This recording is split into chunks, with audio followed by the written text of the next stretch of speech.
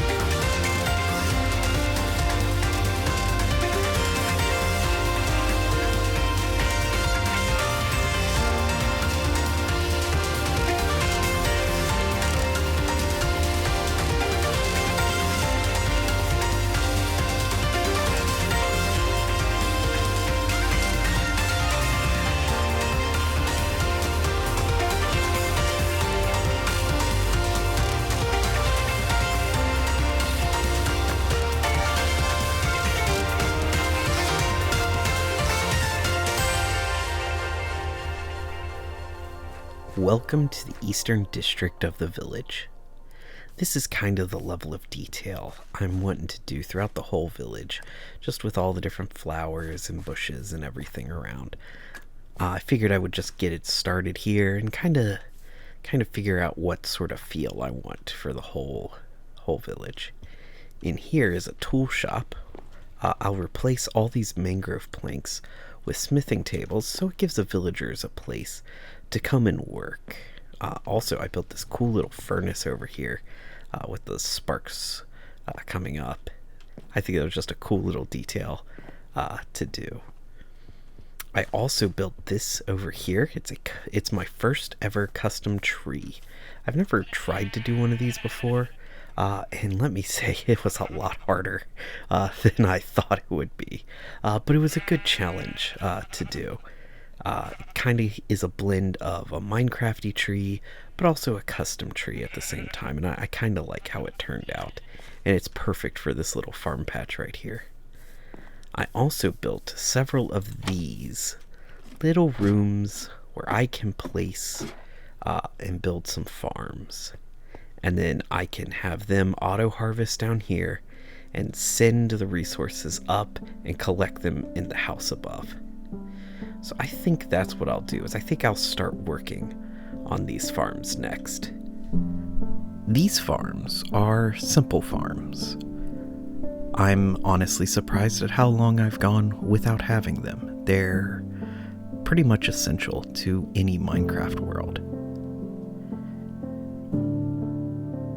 These farms will increase the productivity of the village by quite a bit, and give me a reason to come back and visit once the village is completed. If you haven't guessed by now, what I'm building is a sugarcane farm.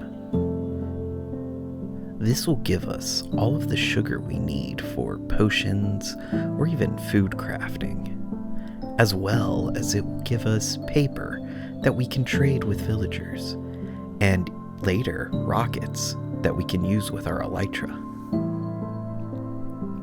I love the simplicity of the design of this farm. It's just simply pistons, observers, and a little redstone dust. Add the sugarcane, and then all you have to do is wait.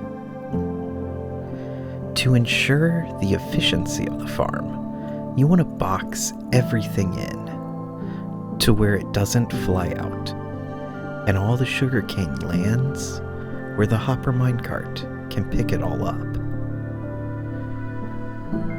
And with that, the sugarcane farm is complete. Now, let's head on over and start working on the next farm. This next farm is actually a set of two farms, which are built identically to each other. And as you can probably guess, it's a pumpkin and melon farm.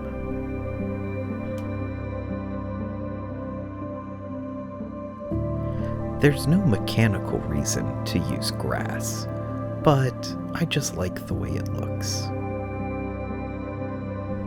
And with a little bit of patience, these bits that I had to fill in with dirt will convert over themselves.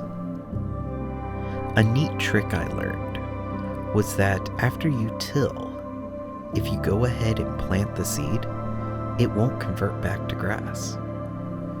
And so that lets me not have to worry about a water source in the middle.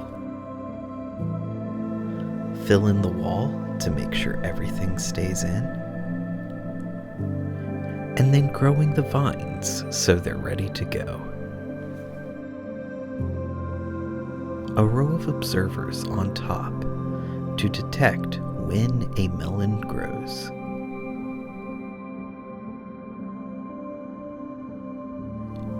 And then pistons to be ready to harvest when that happens.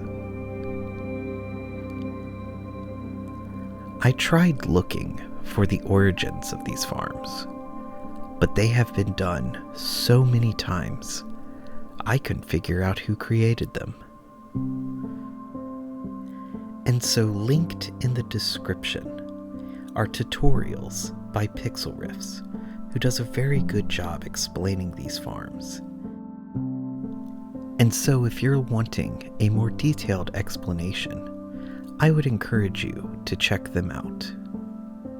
I do want to note that I did tweak a few things, like putting in an automatic crafter so I can convert the melon slices into melon blocks, as well as this auto dropper to send the pumpkins up to the collection area.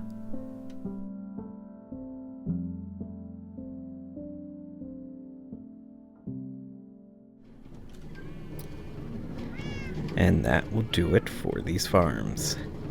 I should be able to get enough melons and pumpkins from them to be able to trade with all the different farmer villagers. Over here in these huts I can get all my pumpkins and melons from the chests, and in that house I can get all of my sugar cane. There's one more thing we need to do for the East District, and that's their gatehouse.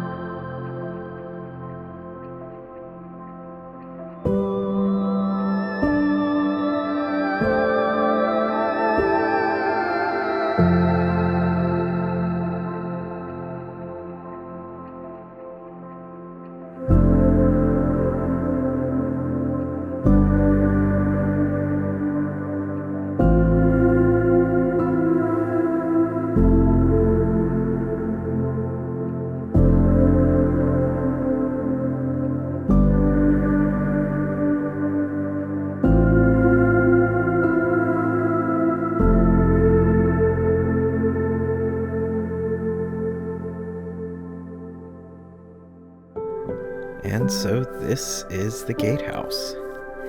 I didn't want it as big as the one over by the river, but this definitely shows where you enter the village. I had a couple of cool little things I did to the inside of it. One, I put a little storage room in here just so I can have some extra space. Little fletching station there. And then up at the top, I put more fletching stations. So you can get all of these different fletchers up here. I think with their little hats, they kind of look like guards. And then you can have them just sort of walking along the towers here. I think it'll look kind of cool. The little bridge across, come back down. I think that is a great way to enter and exit the village. We did a lot today in building the eastern district of the village. It really set the standard for what this village will eventually all look like. We also built all those farms to really increase the productivity of this area, and I hope you come back next time to see just how this world will grow.